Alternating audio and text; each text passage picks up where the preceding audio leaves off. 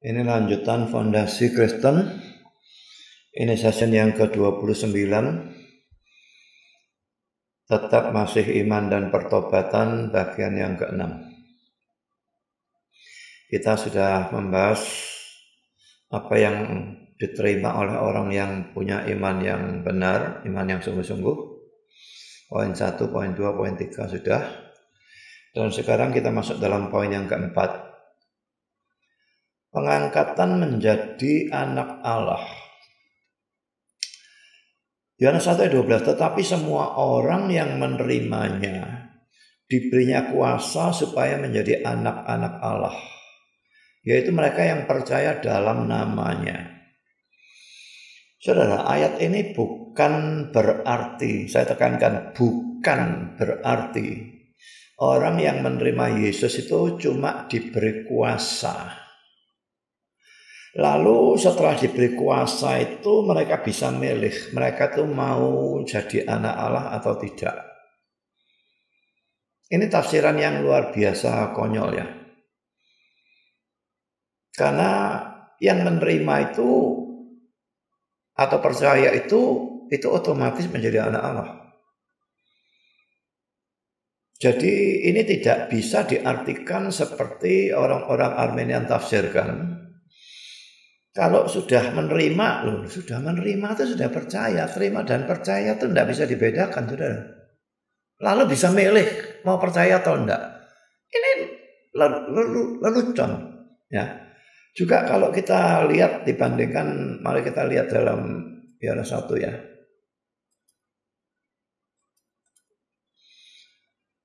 Ini ayat 12 tadi, tetapi semua orang yang menerimanya diberinya kuasa supaya menjadi anak-anak Allah, yaitu mereka yang percaya dalam namanya. Langsung disambung ya, orang-orang yang diperanakkan bukan dari darah atau dari daging. Jadi maksudnya bukan kelahiran jasmani ya, bukan pula secara jasmani oleh keinginan seorang laki-laki. Ini semua bukan kelahiran jasmani maksudnya ya, melainkan dari Allah. Nah kalau tadi itu cuma diberi kuasa untuk milih jadi anak Allah atau tidak, percaya atau tidak, itu nggak cocok dengan ayat ini. Jadi pada waktu kita membaca seluruh konteksnya, bahkan ayat 12 saja sebetulnya sudah seperti itu ya. Apalagi dibaca dengan ayat 13-nya. Ini bukan orang yang menerima Yesus atau percaya Yesus diberi kuasa lalu milih mau jadi anak Allah atau tidak, bukan itu. Tapi mereka betul-betul menjadi anak-anak Allah. Semua yang percaya adalah anak-anak Allah. Itu saya kira memang ajaran dari seluruh Alkitab. Dan dunia ini cuma terbagi dalam dua bagian.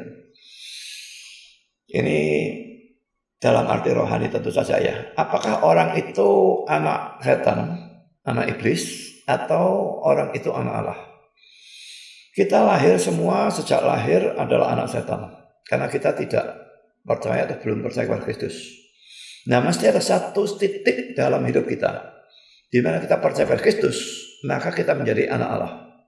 Kalau titik itu tidak ada sampai kita mati, ya kita sampai mati menjadi anak setan. Dan otomatis kita berakhir seperti setan berakhir, yaitu masuk neraka selama-lamanya. Tapi kalau kita percaya, kita menjadi anak Allah. Jadi tidak ada golongan ketiga, saudara. Hanya ada dua golongan. Atau anak Allah atau anak setan. Saudara percaya Kristus, so menjadi anak Allah. So tidak percaya Kristus, so tetap anak setan seperti apa adanya saudara sejak lahir. Ya, jadi saudara sini saya katakan semua manusia lahir sebagai anak setan. Dan hanya kalau kita percaya kepada Yesus Kristus, kita bisa menjadi anak-anak Allah. Tentunya bukan kita bisa ya. Kita menjadi. Ya, kita menjadi anak-anak Allah. Banyak orang tidak bisa menerima ajaran ini. Ini memang lucu ya. Tidak bisa terima ajaran ini. Saya pernah ngajar di satu gereja Protestan. Dan yang saya ajar itu bukan jemaat. Tapi pelayan-pelayan gereja. Memang bukan pendeta ya. Tapi pelayannya. Orang-orang yang melayani dalam gereja itu. Dan seharusnya orang yang melayani itu mestinya punya pengertian lebih banyak dari jemaat biasa yang tidak melayani. Tapi pada waktu saya mengajarkan ajaran itu, kita lahir sebagai anak setan dan sebagainya, baru menjadi anak Allah pada waktu kita percaya Kristus. Protes, saudara. Mereka tidak ada, yang bukan semua ya, tapi ada satu orang setidaknya yang protes. Dan mereka tidak bisa menerima bahwa mereka dilahirkan sebagai anak setan. Ya mungkin dengan alasan mereka lahir dalam keluarga Kristen, mereka dari kecil dibaptis dan sebagainya. Sudah dibaptis itu tidak pernah mengubahkan kita dari anak setan menjadi anak Allah.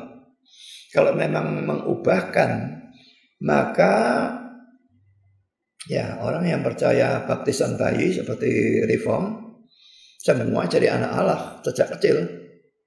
Karena bayi sudah dibaptis. Tidak ada satu ayat pun yang mengatakan pada waktu kita dibaptis kita berpindah posisi dari anak setan menjadi anak Allah. Tidak ada. Ya. Tapi bahwa Alkitab mengajarkan ini memang jelas. Manusia hanya dibagi menjadi dua golongan. Yaitu anak Allah atau anak setan. Mari kita melihat ayatnya ya. 1 Yohanes 3 ayat yang ke-10.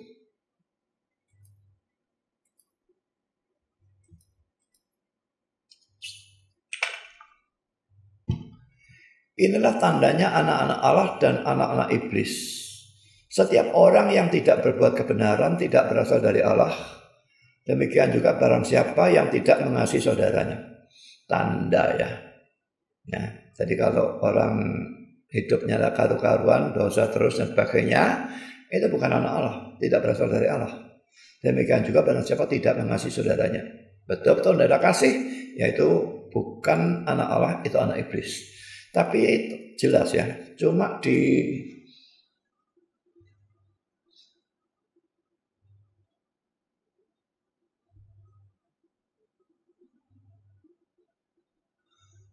dibedakan dalam dua golongan, atau anak Allah atau anak iblis. Tidak ada golongan yang ketiga.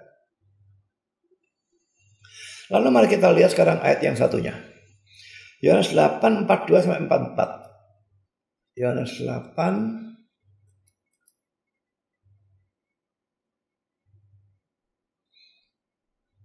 42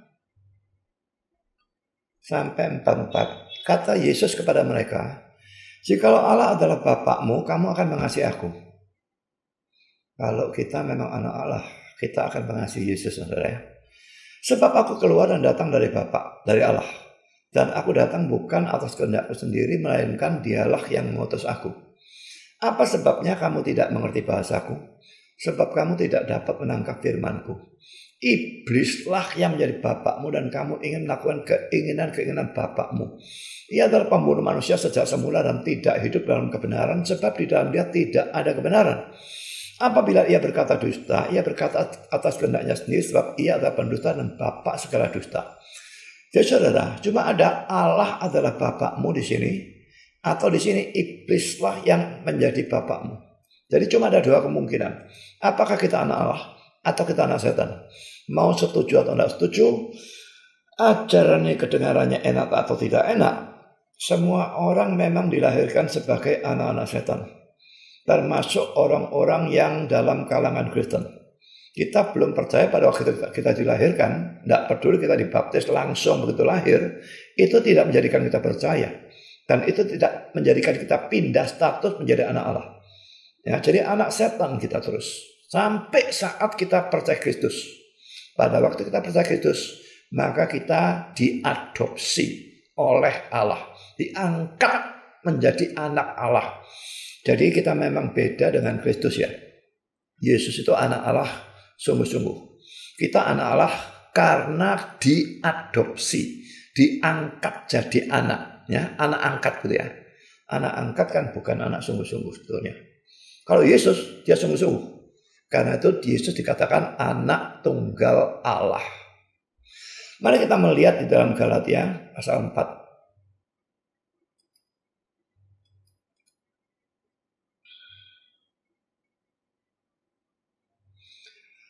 Tetapi setelah genap waktunya, maka Allah mengutus anaknya yang lahir dari seorang perempuan dan takluk kepada hukum Taurat. Ia diutus untuk menebus mereka yang takluk pada hukum Taurat, supaya kita diterima menjadi anak.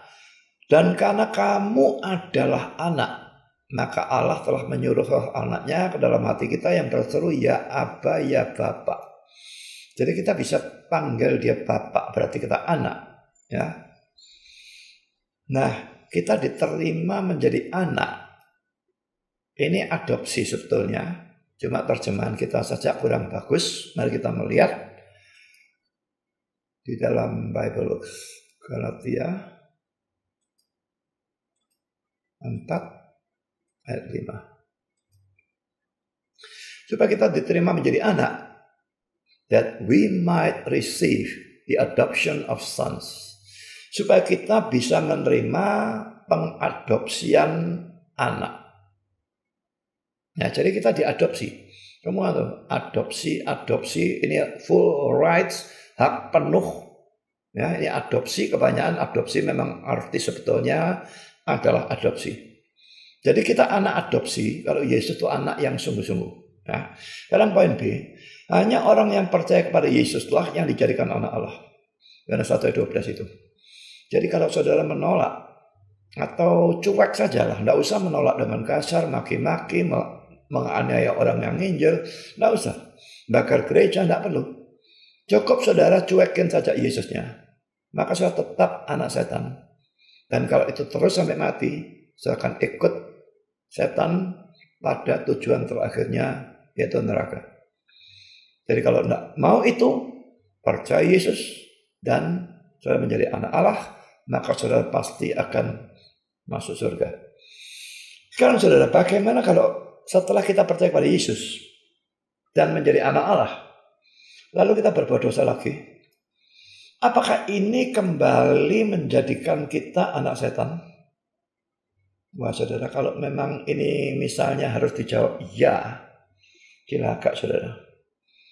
Kita bolak-balik jadi anak Allah, jadi anak setan lagi, jadi anak Allah lagi, jadi anak setan lagi. Pas kita berbuat dosa lalu kita mati sebagai anak setan. Dan kita masuk neraka. Tapi saya yakin jawabannya adalah tidak. Sekali kita menjadi anak Allah, kita tidak bisa kembali menjadi anak setan. Jadi pelajaran yang lalu yang sudah saya bahas adalah keselamatan tidak bisa hilang. Percaya Kristus kita mendapatkan keselamatan dan keselamatan itu tidak bisa hilang. Nah, kalau kita berbuat dosa kita jadi anak setan lagi, ya berarti keselamatan bisa hilang, saudara. Sekali kita jadi anak Allah, kita selama-lamanya anak Allah. Allah tidak pernah membuang anaknya. Kalau kita berbuat dosa lalu apa yang terjadi? Hanya persekutuan kita dengan Allah menjadi renggang. Menjadi rusak tapi bukan putus total ya. Kalau kita waktu masih anak setan, kita tidak punya persekutuan dengan Allah. Nol, betul-betul nol. Hubungan dengan Allah itu putus total. Tapi pada waktu kita sudah percaya Kristus, kita diperdamaikan oleh Kristus itu dengan Allah. Dan kita menjadi anak Allah, maka kita punya persekutuan dengan Allah. Makin kita hidupnya saleh, makin persekutuan itu dekat. Kalau kita berbuat dosa, persekutuan kita tuh menjadi agak rusak atau menjadi renggang. Tetapi bukan putus lagi. Ingat ya, Yesus mati di atas kayu salib itu dia berteriak, Eli, Eli lama sabachthani, Allahku, Allahku, mengapa engkau meninggalkan aku? Mengapa Yesus harus mengalami keadaan ditinggalkan oleh Allah? Karena pada saat itu dia sedang memikul hukuman dosa. Dan hukuman dosa itu perpisahan kita dengan Allah. Allah itu suci, kita dosa, maka dosa itu memisahkan kita dari Allah. Dan kalau kita terus seperti itu kita masuk neraka, di neraka itu perpisahan dengan Allah itu terjadi secara kekal. Nah, tapi Kristus sudah memikul keterpisahan itu. Sehingga kita percaya Kristus, kita diperdamaikan dengan Allah, kita punya persekutuan dengan Allah. Kalau itu bisa putus lagi, lalu apa gunanya Kristus memikul keterpisahan kita dengan Allah? Itu sudah dipikul oleh dia. Itu hukuman dosa. Dan itu dipikul oleh dia. Jadi kita tidak bisa persekutuannya putus.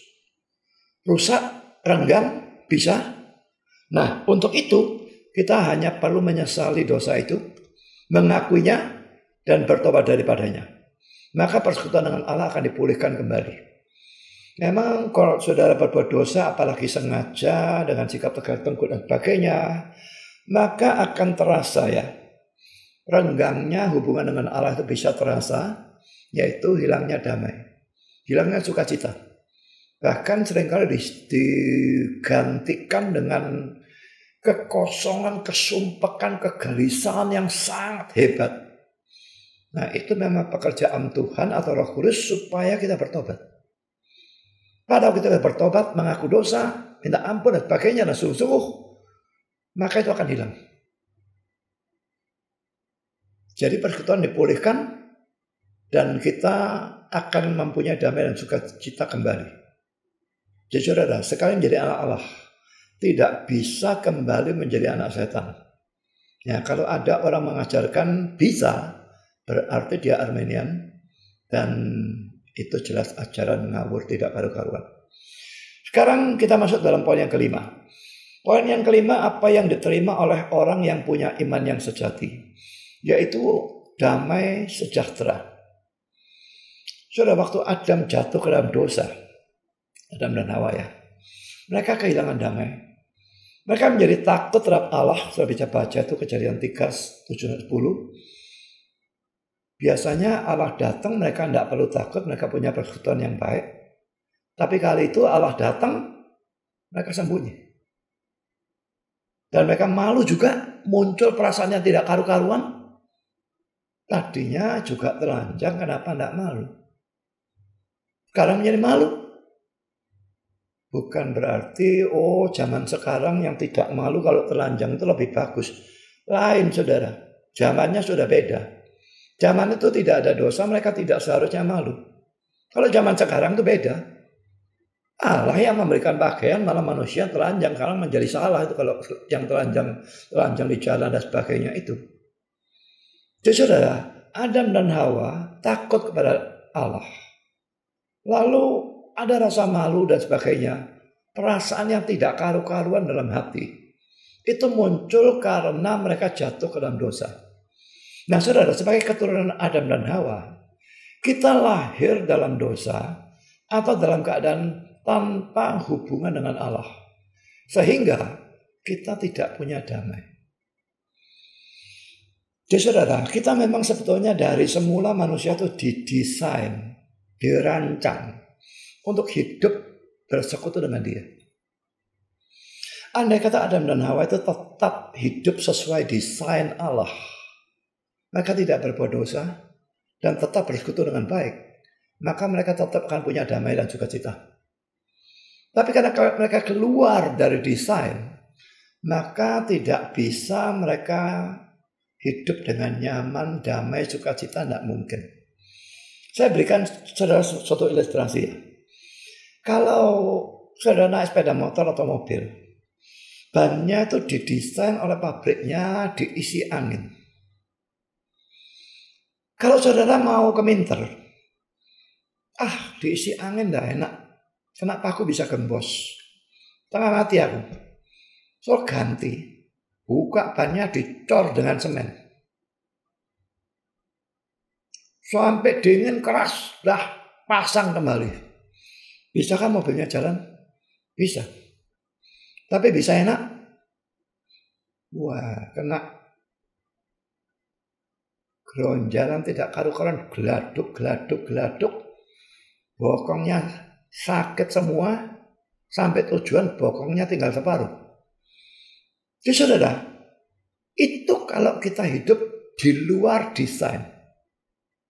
Di luar desain pabrik sudah seperti itu. Di luar desain Allah. Ya tentu saja hidup tidak mungkin enak. Tapi pada waktu kita itu percaya kepada Kristus, kita diperdamaikan dengan Allah. Mari kita lihat Roma 5 ayat 1-nya. Sebab itu kita yang dibenarkan karena iman, kita hidup dalam damai sejahtera. Tentunya sejahtera ini tidak ada ya. Dalam damai dengan Allah. Oleh karena Tuhan kita Yesus Kristus. Ya, jadi kita diperdamaikan kalau kita beriman. Sehingga kita kembali memiliki damai seperti Adam dan Hawa sebelum mereka jatuh ke dalam dosa. Saudara, pada waktu saya masih kafir, waktu saya masih kecil itu tidak terasa, saudara ya. Anak kecil mungkin tidak peka dalam hal itu, atau mungkin juga belum ada pekerjaan dari Tuhan. Tapi saudara, waktu saya SMA yang jelas, saya sudah merasakan. Saya lupa waktu SMP bagaimana, tapi yang jelas waktu SMA, saya merasakan hati yang kosong. Hati yang gelisah. Kadang-kadang merasa seperti ada sebilah pisau di dalam hati itu mengiris-iris di dalam. Padahal sikon saat itu bukan sikon yang menakutkan. Sikonnya itu sikon yang menyenangkan. Saya ada dalam sebuah pesta misalnya, banyak makanan enak, banyak cewek-cewek cantik dan sebagainya. Pokoknya banyak teman dan sebagainya, menyenangkan. Tapi pada saat seperti itu, bisa merasakan hati yang kosong, hati yang tidak damai,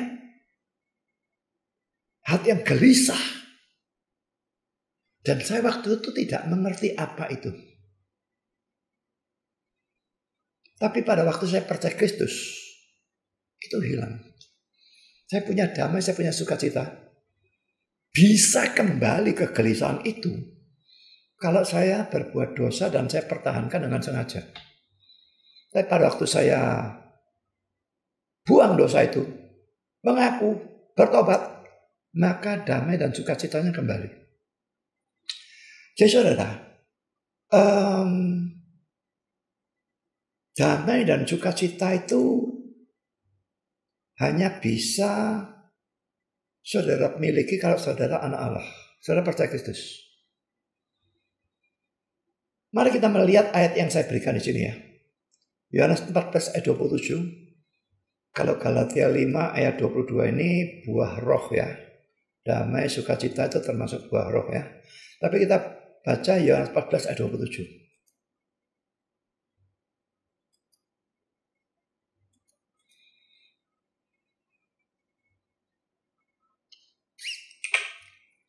Damai sejahteraku kutinggalkan bagimu. Damai sejahteraku kuberikan kepadamu.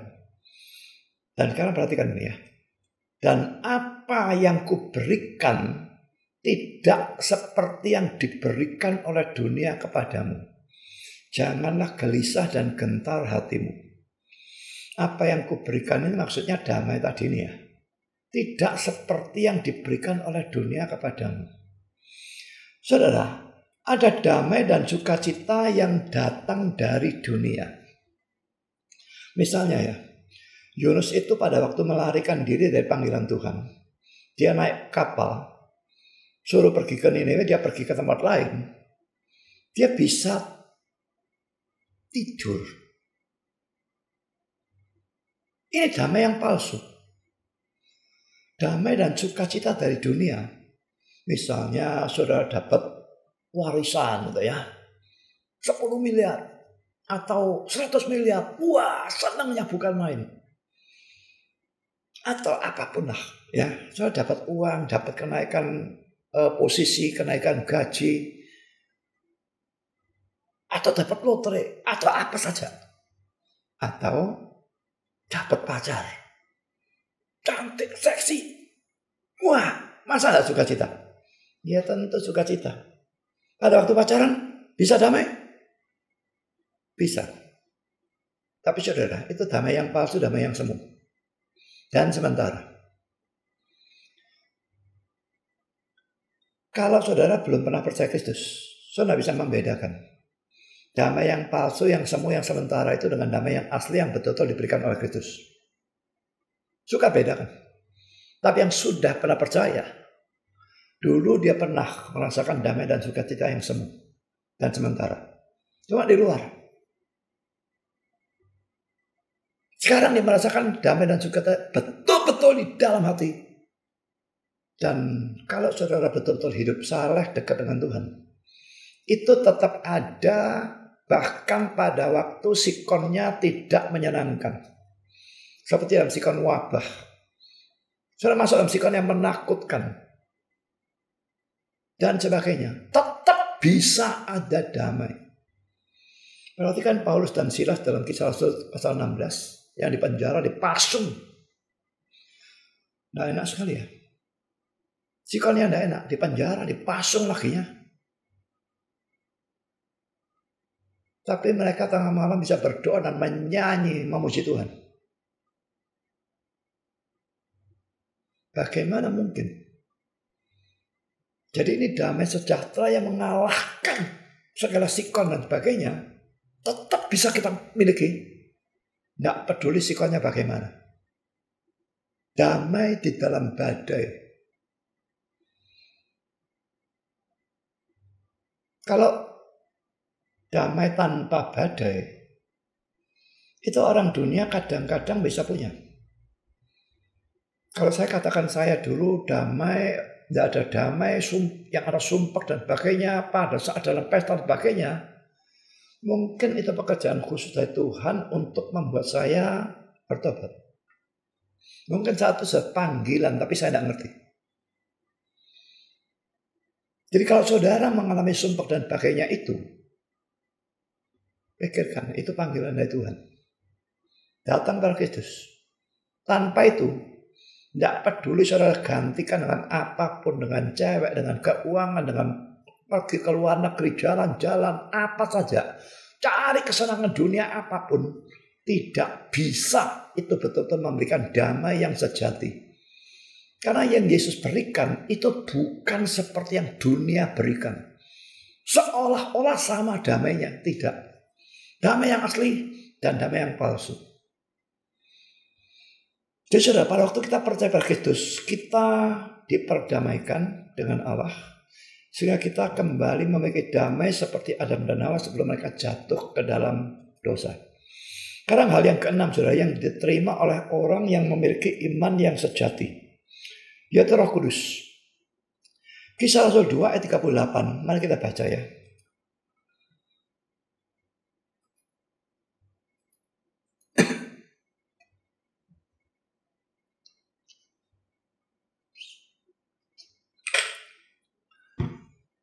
Ini orang-orang ini tanya, apakah yang harus kami perbuat saudara-saudara setelah mereka mendengar khotbahnya Petrus panjang lebar sampai dengan ayat 36 ini dia khotbah ya.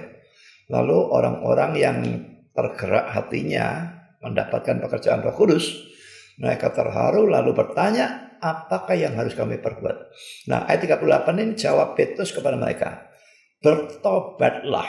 Ingat ya, bertobat di sini saya yakin bukan bertobat dari dosa. Tapi maksudnya datang dan percaya kepada Kristus. Itu yang ditekankan. Dan hendaklah kamu masing-masing memberi dirimu dibaptis dalam nama Yesus Kristus untuk pengampunan dosamu. Maka kamu akan menerima karunia Roh Kudus. Nah saudara, baptisan ini bukan persyaratan sebetulnya. Tapi kalau saudara betul-betul bertobat dalam arti betul-betul percaya, maka menyerahkan diri untuk dibaptis itu pasti terjadi. Tidak bisa tidak. Kalau orang bilang dia percaya tapi dia tidak mau dibaptis, saya tidak percaya bahwa dia betul-betul beriman kepada Kristus. Itu iman yang palsu. Dulu saudara, saya pergi ke gereja itu sebelum saya bertobat ya, sebelum saya percaya Kristus ya. Saya maunya pergi ke gereja itu ya tidak usah dibaptis, tidak usah apalah. Kalau sudah dibaptis jadi anggota gereja dan sebagainya, nanti repot tidak datang dibesuk apa, saya tidak senang begitu. Jadi maunya saya sudah tidak usah dibaptis dan sebagainya, dan saya mau pergi ya pergi, tidak mau pergi ya tidak pergi. Nah, enak begitu kan, bebas, itu pikiran saya. Tapi saudara, pada waktu saya percaya Kristus, betul-betul percaya, tidak pernah ada siapapun yang menyuruh saya dibaptis, tidak ada. Dorongan dari dalam, saya mau sendiri untuk dibaptis. Ikut katekisasi dan dibaptis. Sekalipun katekisasinya tidak karu-karuan. Karena gereja yang saya ikuti bukan gereja yang terlalu injili. Tetapi pokoknya saya ikut katekisasi dan mau dibaptis. Saya betul-betul percaya, saya yakin itu. Saya dibaptis. Mau sendiri. Kalau orang percaya sungguh-sungguh. Tidak mungkin dia tidak mau dibaptis. Jadi menyerahkan diri dibaptis itu sebetulnya bukti kalau orangnya itu bertobat sungguh-sungguh atau percaya sungguh-sungguh. Nah, maka orangnya terima pengampunan dosa. Ya, lalu akan terima karunia Roh Kudus. Nah, hati-hati dengan istilah karunia Roh Kudus.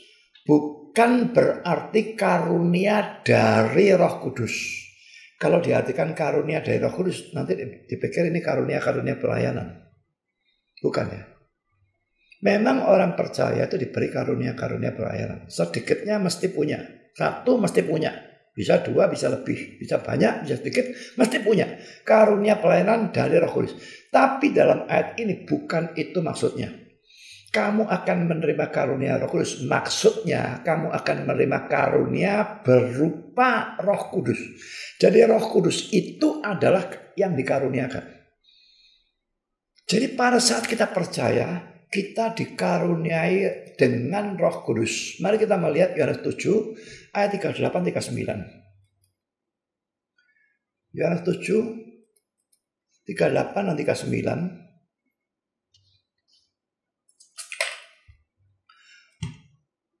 Ingat ayat ini belum hari Pentakosta ya. Ini Yesus belum mati dan sebagainya. Jadi memang yang percaya belum menerima. Dikatakan akan ya. Mari kita baca. Barang siapa percaya kepadaku seperti yang dikatakan oleh kitab suci, dari dalam hatinya akan mengalir aliran-aliran air hidup. Nah, lalu dijelaskan. Yang dimaksudkannya dengan aliran-aliran air hidup itu ialah roh yang akan diterima oleh mereka yang percaya kepadanya. Sebab roh itu belum datang karena Yesus belum dimuliakan.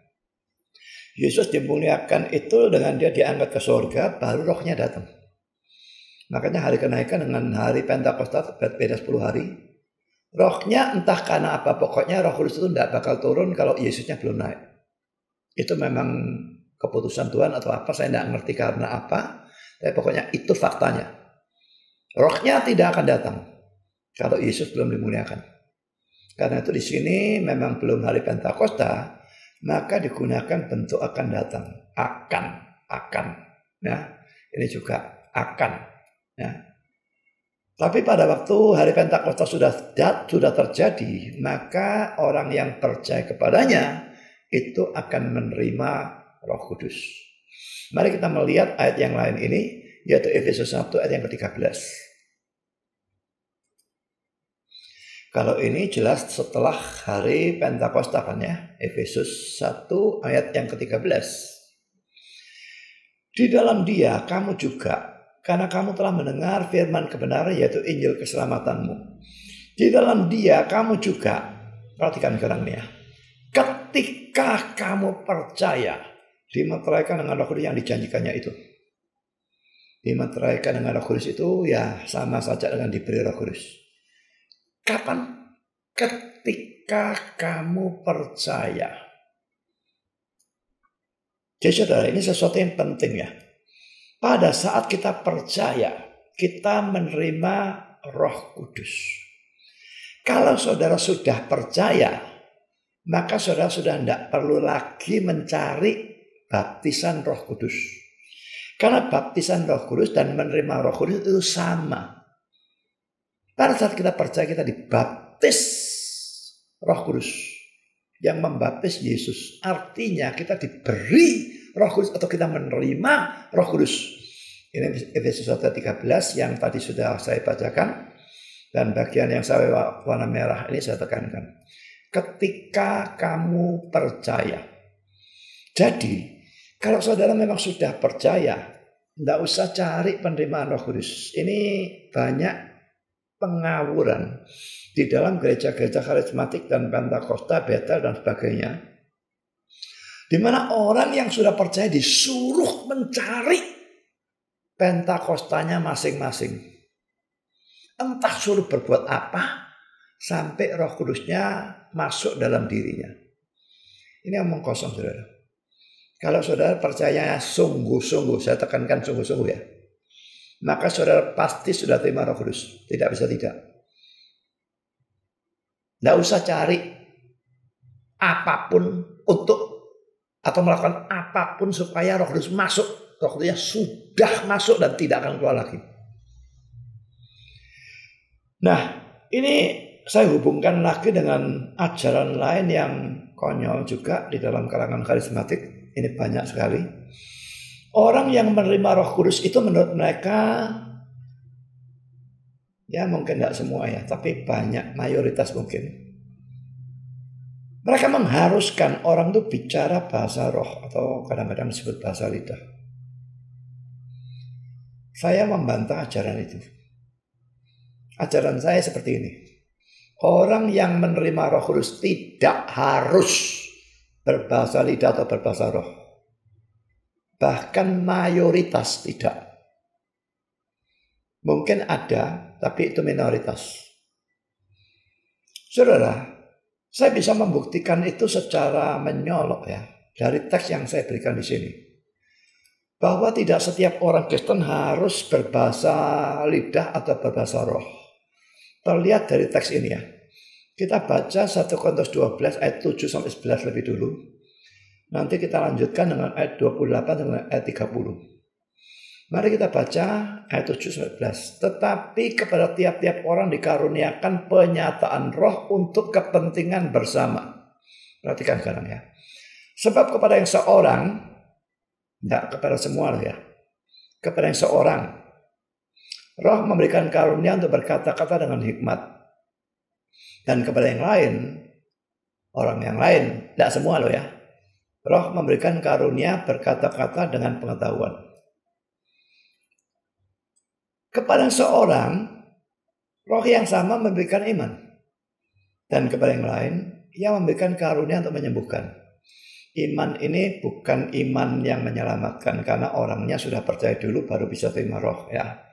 Nggak tahu ini iman dalam doa atau apapun, pokoknya dalam arti yang berbeda dengan iman yang menyelamatkan. Ya, jadi yang seorang diberikan karunia iman, yang lain diberikan karunia untuk menyembuhkan. Ayat 10, kepada seorang roh memberikan kuasa untuk mengadakan mujizat. Dan kepada yang lain yang memberikan karunia untuk bernubuat.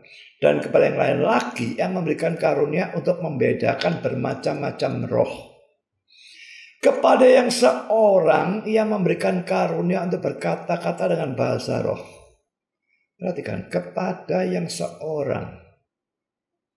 Bukan kepada semua ya. Kalau ajaran karismatik bahwa orang Kristen itu semua harus bisa bicara bahasa roh, maka ayat ini mestinya bunyinya kepada semua orang yang percaya. Ia memberikan karunia untuk berkata-kata dengan bahasa roh. Tapi kenyataannya ayat ini berkata kepada yang seorang. Jadi yang seorang kasih karunia A, seorang kasih karunia B. Seorang lagi karunia C, seorang lagi karunia D, seorang lagi karunia E, F, G, dan sebagainya. Masing-masing beda-beda. Ada yang diberi karunia bahasa roh, tapi jelas tidak semua. Dan dilanjutkan dan kepada yang lain, ia memberikan karunia untuk menafsirkan bahasa roh itu. Tetapi semuanya ini dikerjakan oleh roh yang satu dan yang sama. Yang memberikan karunia kepada tiap-tiap orang secara khusus seperti yang dikehendakinya. Perhatikan ayat 11 ini ya. Jadi semuanya ini maksudnya pemberian karunia yang beda-beda itu ya. Dikerjakan oleh roh yang satu dan sama. Jadi roh kudusnya cuma satu. Tidak ada dua roh kudus ya. Yang memberikan karunia kepada tiap-tiap orang secara khusus. Berarti saudara, tiap-tiap orang itu karunia beda-beda. Bahkan kalau ada dua orang yang karunianya ada yang sama, mesti nanti ada perbedaan. Ada orang yang karunianya cuma sedikit. Ngajar tidak bisa, nyanyi tidak bisa, debat tidak bisa, khotbah tidak bisa. Tapi dia bisa ngajak orang pergi ke gereja. Karunia yang sederhana itu penting. Ngajak orang ke gereja. Tidak semua orang bisa. Semua orang bisa nyoba. Tapi ada orang yang ngajaknya tuh bisa enak sekali. Sehingga orang mau. Tanpa bohong deh. Kalau bohong itu bukan karunia, itu pekerjaan setan. Ya jelas setiap orang itu ada karunia. Tidak bisa tidak. Jadi kalau ada orang Kristen yang tidak melayani dengan alasan aku tidak punya karunia. Itu sama dengan ngomong aku bukan Kristen. Karena orang Kristen yang sejati, dia pasti diberikan karunia. Sedikitnya satu. Tidak bisa tidak. Dan setiap orang beda. Karena itu dalam pelayanan, jangan tiru pelayanan orang. Karena masing-masing orang karunianya beda. Dan semua orang itu harusnya melayani sesuai karunianya masing-masing. Saya jelas tahu saya tidak bisa nyanyi, tidak bisa musik. Itu bukan karunia saya. Sudah dicoba bagaimanapun, itu saya tahu. Itu bukan karunia saya. Jadi kalau saya mau jadi chairman, kacau gerejanya. Itu sudah terjadi. Kacau. Kalau saya mau muji Tuhan nyanyi solo, wah berantakan, tidak karu-karuan saudara. Pulang-pulang semua pada periksa THT. Pikir kupingnya ada sesuatu yang salah. Saudara, karunia masing-masing orang itu khusus. Bandingkan misalnya Isra dengan saya. Sama-sama punya karunia khotbah, sama-sama punya karunia ngajar. Tapi penekanannya berbeda saya kira.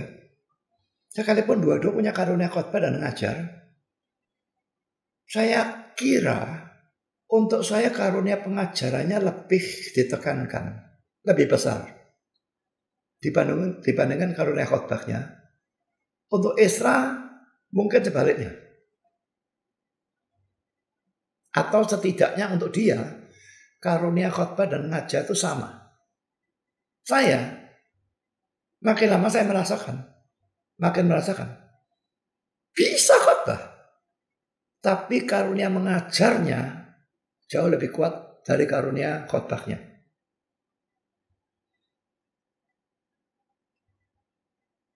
Lalu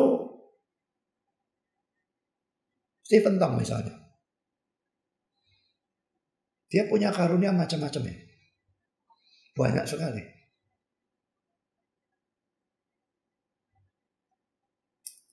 Saya kira karunia khotbahnya dia jauh lebih kuat dari karunia ngajarnya. Terbalik dengan saya.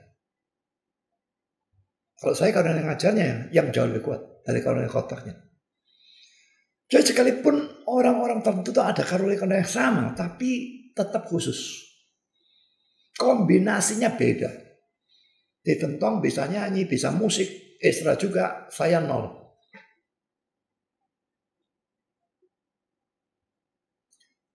Jadi jelas bahwa semua orang khusus. Dan pemberian karunia itu, perhatikan sekarang bagian akhir. Seperti yang dikehendakinya. Nyanyi Roh Kudus tadi ya. Jadi pemberian karunia setiap orang Kristen secara khusus itu terjadi seperti yang dikehendaki Roh Kudus. Ini kehendak Tuhan. Karena itu saudara, menurut saya karunia itu tidak bisa diminta. Nah banyak orang karismatik minta karunia bahasa roh itu bagi saya konyol. Karunia diberikan sesuai kehendak Tuhan, bukan sesuai kemauan kita. Sesuai kesenangan kita, tidak bisa. Kalau saya bisa minta karunia, saya minta karunia nyanyi dan musik. Karena bagi saya itu penting, enak. Tapi saya tidak punya itu. Dan saya tidak pernah minta. Karena saya tahu karunia tidak bisa diminta. Diberikan secara khusus sesuai kehendak Tuhan. Dan kalau itu kehendak Tuhan, itu tidak bisa diubah-ubah. Ada satu karunia yang bisa diminta. Itu karunia penafsiran bahasa roh. Dan itu pun hanya bisa diminta oleh orang yang sudah punya karunia bahasa roh. Karena kalau karunia bahasa roh tak digunakan di muka umum, tidak ada gunanya, orang tidak ngerti. Maka dia disuruh minta karunia penafsiran bahasa roh. Itu ayatnya ada, saya bisa cari sendiri dalam 1 Korintus pasal 14. Jadi karena di situ memang ada cara khusus, maka saya berikan perkecualian hanya untuk karunia itu, dan itu pun hanya orang yang sudah punya karunia bahasa roh yang asli. Jadi saudara, dari sini kita melihat ya, jelas sekali tidak semua orang diberi karunia bahasa roh. Dan kalau sudah tidak punya, ya sudah tidak usah diusahakan, tidak usah doa untuk itu, karena kalau sudah tidak punya ya memang itu kehendak Roh Kudus. Memangnya kehendak saudara itu lebih bagus dari kehendak dia. Kehendak dia seperti itu ya sudah. Dan karunia bahasa roh bukan karunia yang tertinggi, sama sekali bukan. Dalam deretan ini tadi ditaruh paling akhir bersama dengan karunia penafsiran bahasa roh. Kenapa? Nanti dalam ayat 28 ayat 30, satu deretan lagi taruh paling akhir. Karunia bahasa roh dan karunia penafsiran bahasa roh. Kalau itu memang karunia terpenting, kenapa ditaruh paling akhir? Dan kalau saya membaca seluruh 1 Korintus pasal 14, jelas sekali seluruhnya. Penekanannya adalah karunia bahasa roh direndahkan, karunia bernubuat ditinggikan. Itu penekanan seluruh 1 Korintus pasal 14, silahkan baca sendiri. Jadi, yang mengatakan bahwa karunia bahasa roh adalah karunia yang terpenting, itu bodoh dan ngawur sama sekali. Tapi itu diajarkan oleh banyak sekali gereja-gereja karismatik dan Pentakosta. Saya tidak berkata semua, saya katakan banyak. Dan karena dikatakan itu terpenting, kadang-kadang dikatakan itu sebagai bukti orang punya roh atau bukti orang kepenuhan roh, maka akhirnya terjadi pemalsuan bahasa roh tidak karu-karuan. Bayangkan seorang pendeta atau seorang pelayan Tuhan, chairman dan sebagainya, dia tidak bisa bahasa roh, padahal di gereja itu ada doktrin yang tidak punya bahasa roh berarti tidak punya Roh Kudus.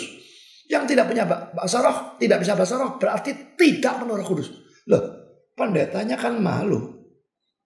Dia tidak punya bahasa roh, berarti dia tidak punya Roh Kudus. Jadi akhirnya syawala-wala itu yang muncul.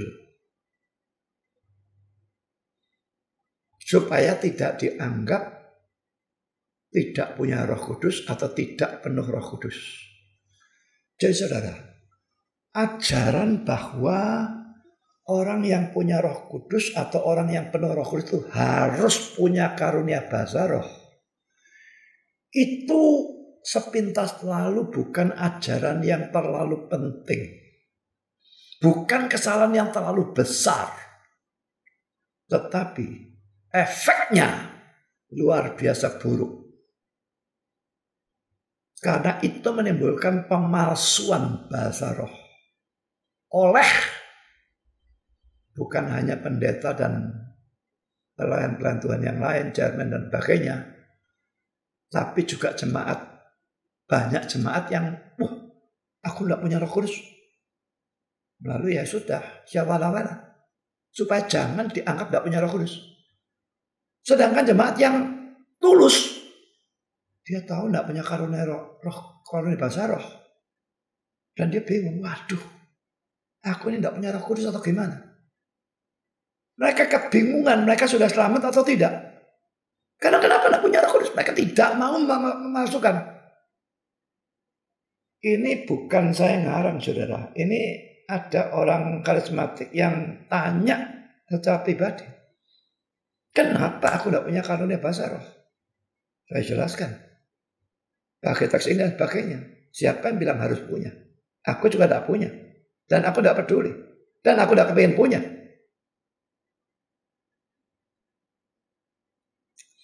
Jadi saudara, karunia bahasa roh itu bukan untuk semua orang Kristen. Kalau tidak punya, jangan pusing. Cari karunia yang lain. Dan karunia yang lain itu lebih penting. Saya punya karunia ngajar, karunia khotbah, karunia nulis.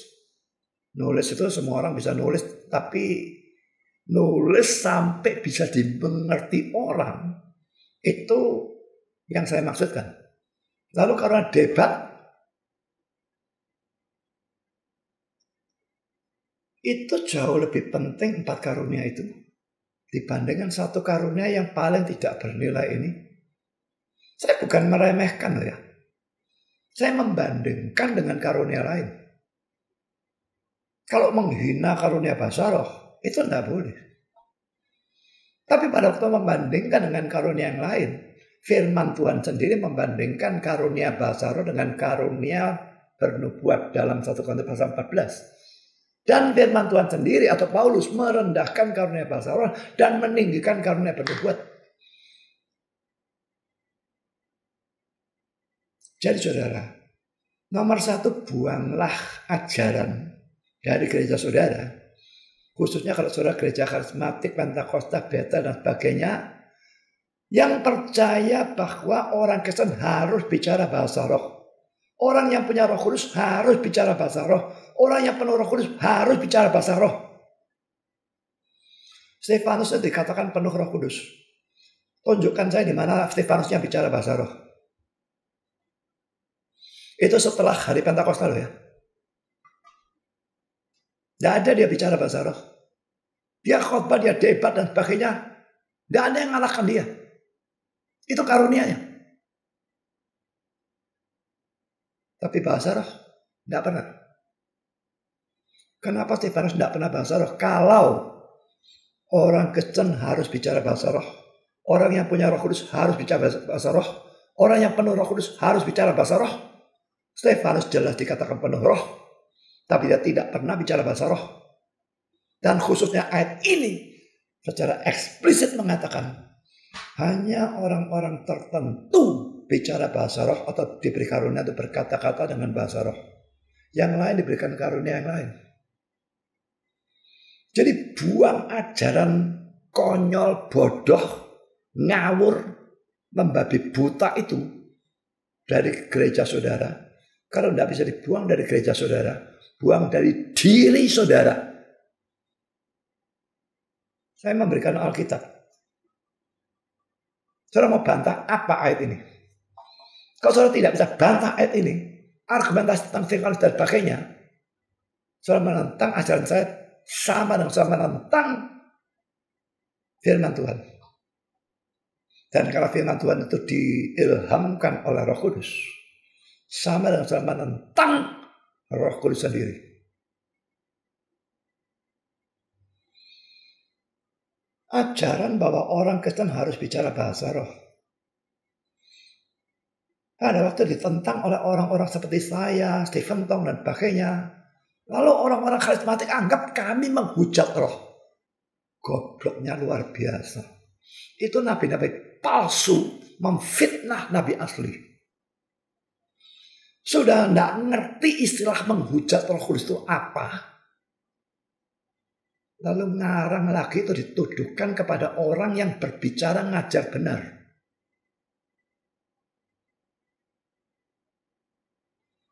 Saya mengecam keras karena ajaran ini menimbulkan pemalsuan itu.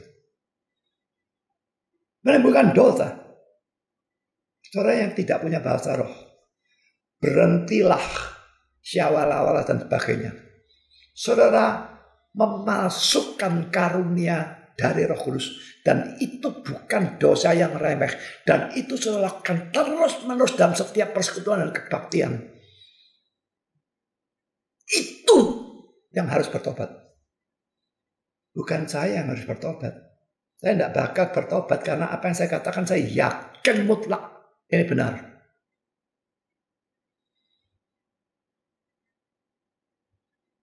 Yang tidak punya karunia bahasa roh, jangan inginkan. Itu tidak penting. Tidak punya ya sudah. Kalau memang punya yang sejati, ya tidak apa-apa, tidak usah dibuang. Tidak bisa dibuang juga. Gunakan secara benar sesuai dengan ajaran Alkitab. Kalau dalam persekutuan maksimum 2 atau 3, harus bergantian, harus ada penafsiran. 1 Korintus 14, 27, 28. Tapi yang menggunakan ngawur dengan melanggar 3 hukum itu, karunia bahasa roh digunakan ratusan orang barengan tanpa penafsiran. 1 Korintus 14, 27, 28 itu diinjak-injak oleh ratusan atau ribuan orang. Dan mereka merasa dirinya penuh roh. Roh jahat iya. Saya lanjutkan saudara. 7-11 sudah. Sekarang kita lihat 28 sampai 30. Dan Allah telah menetapkan beberapa orang dalam jemaat, pertama sebagai rasul. Ini ada karunia sebagai rasul.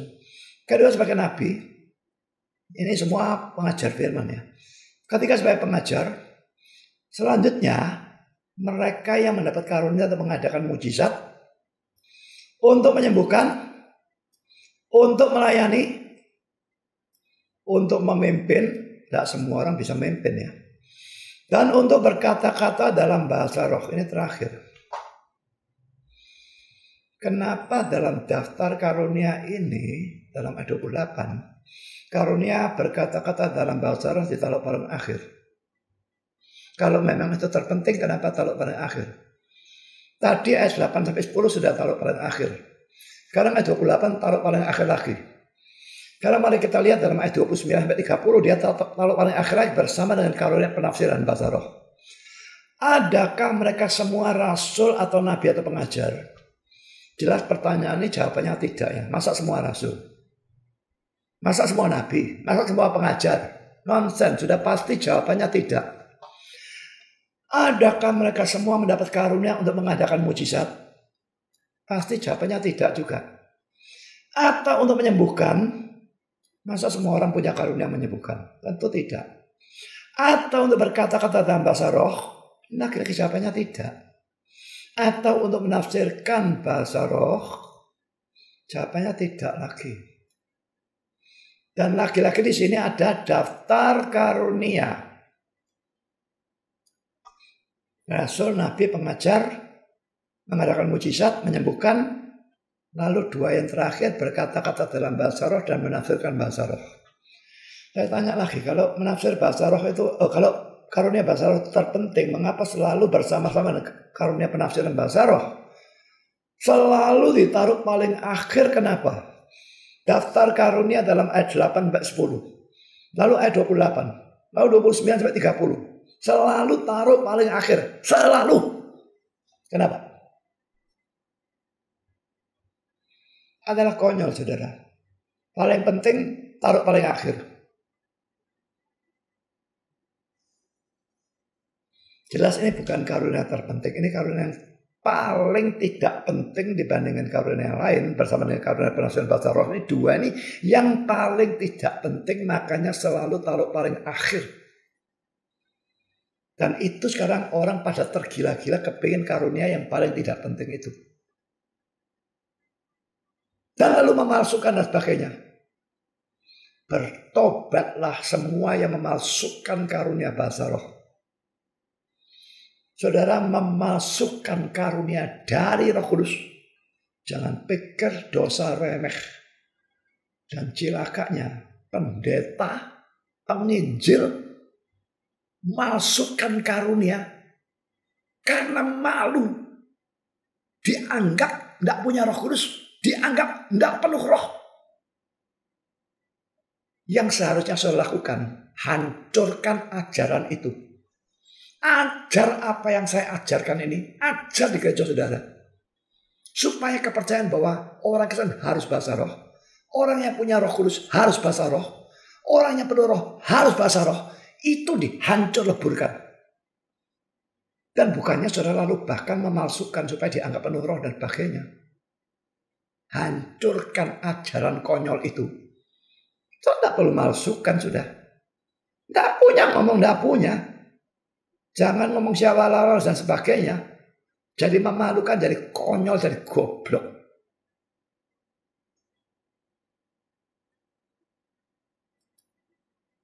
Mau katakan saya penghujat Roh Kudus? Silahkan. Saya tidak pernah peduli orang katakan saya sesat atau apapun. Saya yakin yang saya ajarkan benar. Saya yakin saya punya dasar Alkitab yang sangat kuat, yang tidak bakal bisa mereka hancurkan. Dan mereka katakan saya sesat, saya suruh peduli. Kalau nabi palsu katakan saya sesat, saya bersyukur kepada Tuhan. Kalau nabi palsu berteman dengan saya, itu yang cilaka. Itu memalukan. Kok bisa terang dan gelap bersatu?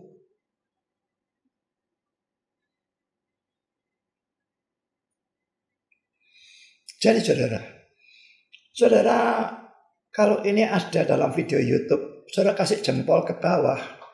Lalu dalam komen saudara maki-maki saya. Saudara pikir saya akan peduli? Saudara, keliru besar. Saya seorang tipe fighter. Secara fisik, sekuler, saya fighter. Karena saya dulu petinju. Dan petinju saya bukan tipe boxer seperti Muhammad Ali, tapi saya fighter seperti tipenya Joe Frazier, Mike Tyson, maju mengandalkan kekuatan, kekerasan, itu saya. Dan pada waktu saya menjadi hamba Tuhan, orang Kristen dan sebagainya, saya juga punya jiwa fighter yang tidak bakal mundur hanya karena dimaki sesat dan sebagainya orang nabi palsu dan orang yang saya anggap goblok dan sesat. Semua khotbah saya yang menyerang Stephen Tong, masuk YouTube, anak buah Stephen Tong yang tolol-tolol. Saya yakin tidak semua anak buah mereka tolol. Tidak semua anak buah Pak Tong tolol. Tapi banyak yang tolol, yang cuma mengidolakan Stephen Tong. Tanpa bisa menjawab argumentasi saya, maki-maki saya dan sebagainya. Waktu saya nyerang Bambang Nursena, anak buah Bambang Nursena melakukan hal yang seperti itu. Dan waktu saya debat dengan Armenian, Stephen Liao, Andrew Liao, anak buah tolol-tolol Armenian itu juga maki-maki saya. Dan mereka pikir dengan maki-makian itu dan jempol ke bawah yang banyak, mereka pikir saya lalu mundur atau berkecil hati. Jangan mimpi saudara. Makin banyak jempol ke bawahnya, makin tak serang. Ini masuk ke YouTube, orang karismatik mau kasih jempol ke bawah, maki-maki, silakan maki-maki. Maki-makianmu akan membawa kamu ke neraka yang lebih panas. Karena itu dosa kamu memaki-maki hamba Tuhan yang sejati, yang berani mengajarkan kebenaran, yang menyerang ajaran yang populer tapi salah.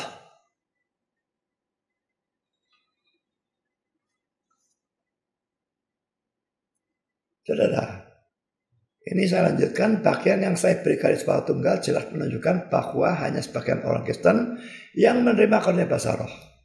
Sedangkan pertanyaan pada bagian yang saya beri garis bawah ganda jelas harus jawab tidak. Ya, ini jawabannya semua tidak. Yang garis bawah tunggal ini kepada seorang jelas bahwa tidak semua harus terima karunia bahasa roh. Jadi saudara, kalau masih ada hamba Tuhan yang mengajarkan bahwa orang Kristen harus bicara bahasa roh, atau orang yang punya Roh Kudus harus bicara bahasa roh, atau orang yang penuh Roh Kudus harus bicara bahasa roh, berikan video saya ini kepada dia dan minta dia membantah ajaran saya. Mau debat dengan saya, debat pribadi, debat terbuka, saya layani.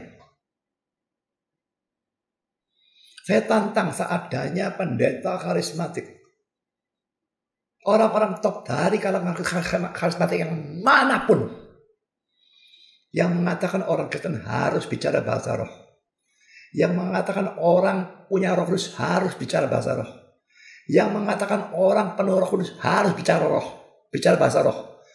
Sini orangnya, pengecut, jangan lari, ayo debat sama saya. Bukan kesombongan, ini keyakinan. Dan saya yakin saya tidak bakal kalah. Karena saya tahu dasar Alkitabnya luar biasa kuatnya. Mari debat sama saya. Saya lanjutkan saudara.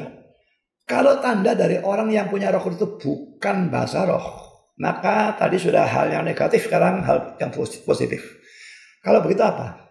Tanda dari orang yang memiliki Roh Kudus bukan bahasa roh, tetapi positifnya adalah buah roh. Galatia 5, 22, 23. Makin penuh roh, makin besar buah rohnya atau makin matang buah rohnya. Tapi pokoknya punya roh kudus, pasti dia punya buah roh. Lalu dalam perjalanan kekristenannya dia bertumbuh, makin dekat Tuhan, makin taat, makin besar, makin matang buah rohnya. Lalu justru ada buku dari kalangan karismatik yang pernah saya baca membalik hal ini. Tanda dari orang yang memiliki roh kudus, bukan buah roh, tapi bahasa roh. Ajaran konyol dan tolol.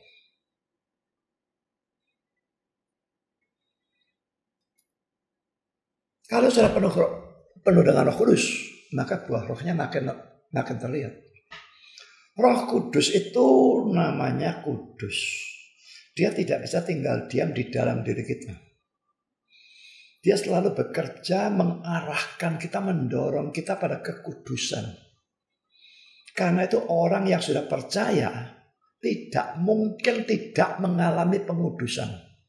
Memang bisa jatuh bangun, bisa naik turun, tapi tetap ada kenaikan peningkatan pengudusan. Sedikit demi sedikit, tidak pernah mengalami kesempurnaan, tetapi sedikit demi sedikit ada pengudusan. Mungkin sudut-sudut tertentu yang merupakan kelemahannya dia tidak maju-maju. Tapi dalam hal-hal yang lain yang bukan kelemahannya dia mengalami kemajuan. Tapi pasti ada pengudusan. Jadi saudara, dengan kata lain tanda dari orang yang memiliki roh kudus adalah hidup yang dikuduskan atau diubahkan ke arah yang positif. Menjadi lebih sesuai dengan firman Tuhan. Ingat ya, saya tidak percaya perfeksionisme. Ada yang percaya bisa sempurna, suci seperti Yesus. Bagi saya itu ajaran tolol dan konyol. Tidak akan mungkin kita betul-betul suci seperti Yesus. Sekarang poin ketujuh. Orang yang punya iman sejati mendapatkan apa? Poin ketujuh, kemerdekaan dari perhambaan dosa.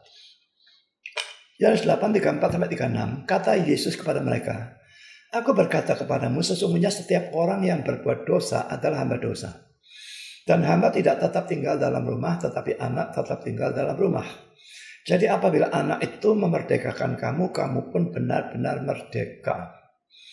Ya, jadi yang kalau kita belum percaya, kita tuh hamba dosa.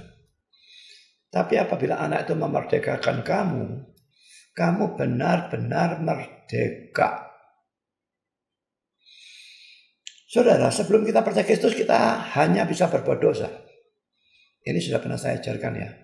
Kalau dalam reform ada ajaran total depravity atau kebejatan total, atau total inability atau ketidakmampuan total. Sama sekali tidak mampu untuk taat. Hanya bisa berbuat dosa. Karena itu disebut hamba dosa. Hamba itu taat mutlak kepada tuannya. Ya, dan ada ayat-ayat lain, ini saya baca sepintas saja karena sudah sering saya ajarkan. Kejadian 6 ayat 5, ketika dilihat Tuhan bahwa kejahatan manusia besar di bumi, dan bahwa segala kecenderungan hatinya selalu membuahkan kejahatan semata-mata. Lalu kejadian 8:21, saya baca mulai sini. Aku tak akan mengetuk bumi ini lagi karena manusia, sekalipun yang ditimbulkan hatinya adalah jahat dari sejak kecilnya. Lalu Roma 6 ayat 20, sebab waktu kamu hamba dosa, kamu bebas dari kebenaran. Waktu hamba dosa berarti belum percaya Kristus, bebas dari kebenaran. Tidak ada kebenaran sama sekali. Roma 8, 7 dan 8, sebab keinginan daging adalah perseteruan tanpa Allah. Karena ia tidak takluk kepada hukum Allah. Hal ini, takluk kepada hukum Allah itu, memang tidak mungkin baginya. Mereka yang hidup dalam daging tidak mungkin berkenan kepada Allah. Itu 1:15, bagi orang suci semuanya suci. Orang suci ini orang percaya. Semuanya suci karena dibenarkan dalam Kristus, disucikan oleh Kristus. Tapi bagi orang najis dan bagi orang tidak beriman, suatu pun tidak ada yang suci. Karena baik akal maupun suara hati mereka najis. Ya. Jadi sebelum percaya hanya bisa berbuat dosa. Tapi setelah kita percaya pada Kristus, kita dimerdekakan dari perhambaan dosa itu. Ya, 8:36 itu tadi sudah kita lihat ya. Ini anak itu memerdekakan kamu, kamu pun benar-benar merdeka. Mari kita lihat sekarang Roma 8 ayat 2.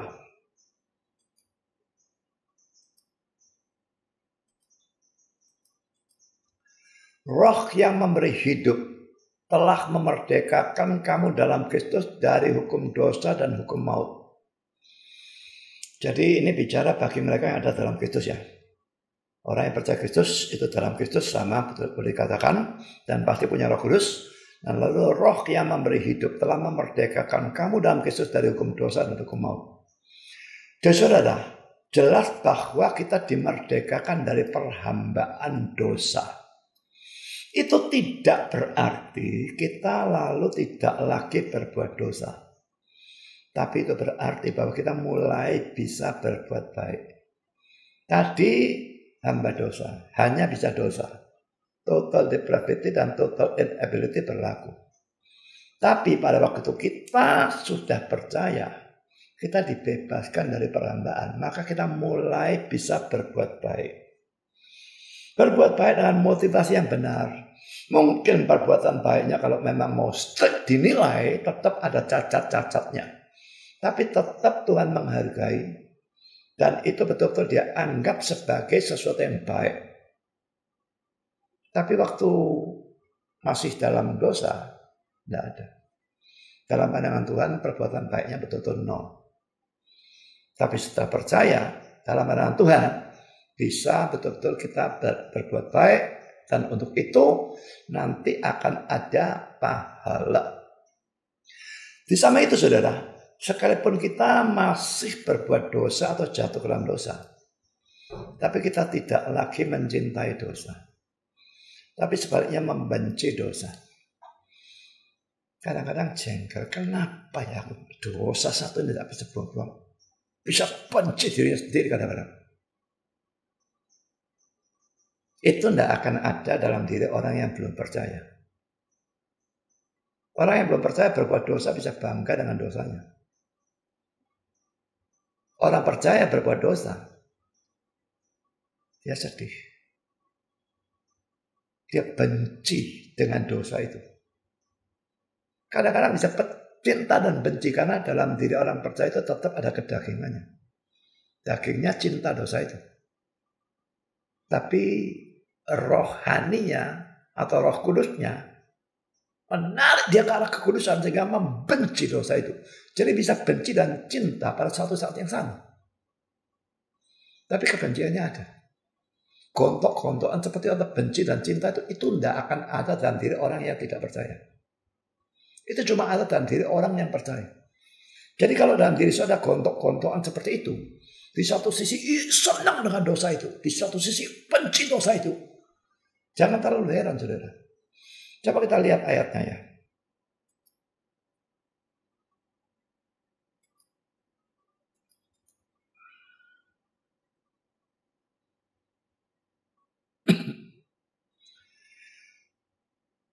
Mari kita baca mulai sini ya. Galatia 5:16. Maksudku ialah hiduplah oleh roh. Maka kamu tidak akan menuruti keinginan daging. Sebab keinginan daging berlawanan dengan keinginan roh dan keinginan roh berlawanan dengan keinginan daging. Karena keduanya bertentangan sehingga kamu setiap kali tidak melakukan apa yang kamu kehendaki. Kamu lihat pro kontranya itu ada. Ya pasti ada. Mari kita lihat lagi Matius 26.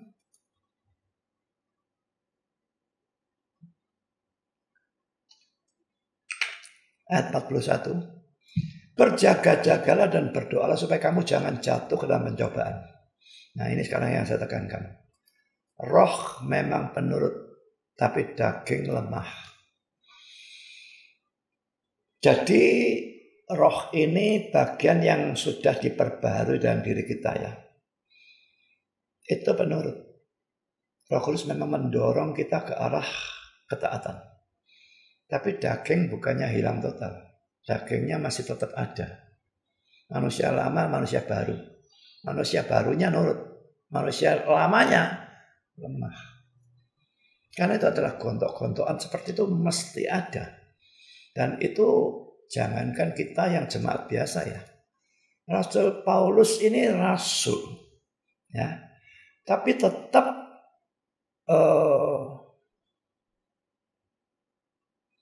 pasal 7. Tetap dalam dirinya ada gontok-gontokan seperti itu ya.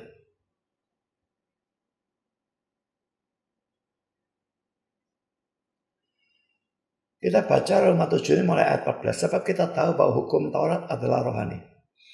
Tapi aku bersifat daging terjual di bawah kuasa dosa.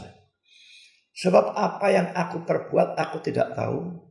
Karena bukan apa yang aku kehendaki yang aku perbuat. Tapi apa yang aku benci itulah yang aku perbuat. Jadi jika aku perbuat apa yang tidak aku kehendaki, aku menyetujui bahwa hukum Taurat itu baik. Kalau demikian bukan aku lagi yang memperbuatnya, tapi dosa yang ada di dalam aku. Sebab aku tahu bahwa di dalam aku, yaitu dalam aku sebagai manusia, tidak ada sesuatu yang baik. Sebab kehendak memang ada dalam aku, tapi bukan hal yang berbuat apa yang baik. Sebab bukan apa yang aku kehendaki yaitu yang baik yang aku perbuat, melainkan apa yang tidak aku kehendaki. Apa yang tidak aku kehendaki yaitu yang jahat yang aku perbuat. Jadi jika aku berbuat apa yang tidak aku kehendaki, maka bukan lagi aku yang memperbuatnya, tapi dosa yang diam dalam aku. Demikian aku dapati hukum ini. Jika aku menghendaki berbuat apa yang baik, yang jahat itu ada padaku. Sebab dalam batinku aku suka akan hukum-hukum Allah. Tapi di dalam anggota-anggota tubuhku, aku melihat hukum lain yang berjuang melawan hukum akal budiku. Dan membuat aku menjadi tawanan hukum dosa yang ada dalam anggota-anggota tubuhku. Aku manusia celaka, siapakah yang akan melepaskan aku dari tubuh maut ini? Syukur kepada Allah oleh Yesus Kristus Tuhan kita. Jadi dengan akal budiku aku melayani hukum Allah. Tapi dengan tubuh insaniku aku melayani hukum dosa. Ini menunjukkan adanya pertentangan dalam dirinya luar biasa. Saudara, untuk orang yang non-Kristen, pertentangan itu tidak ada. Tapi untuk orang Kristen sejati, pertentangan itu pasti ada. Misalnya saudara hari Minggu diajak piknik, dibayari semua. Wah, kapan lagi? Atau ada pesta ulang tahun, sudah diundang. Pas jamnya kebaktian. Wah, ya apa ini? Gimana nih? Ada sebagian dari saudara yang ingin berbakti. Tapi ada sebagian dari saudara yang ingin pesta atau piknik. Nah ini roh dan daging tabrakan. Roh Kudus menarik saudara ke arah yang baik. Daging menarik saudara ke arah yang buruk.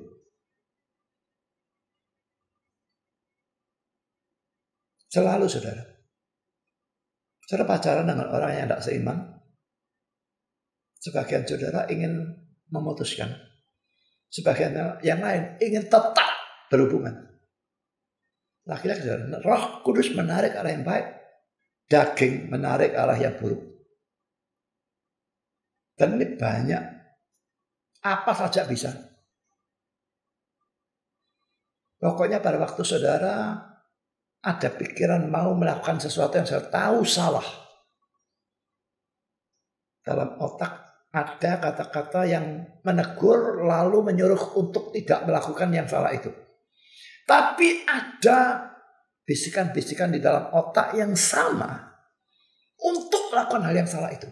Nah, yang satu dari Roh Kudus, yang satu dari setan. Selalu saudara. Kalau dalam diri orang non-Kristen tidak ada. Kalau dalam diri non-Kristen ada gontok-gontokan itu bukan antara Roh Kudus dan daging, bukan.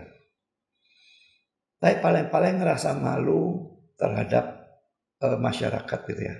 Misalnya dia ditawari suatu perzinahan atau diajak berzina. Gontok-gontokan.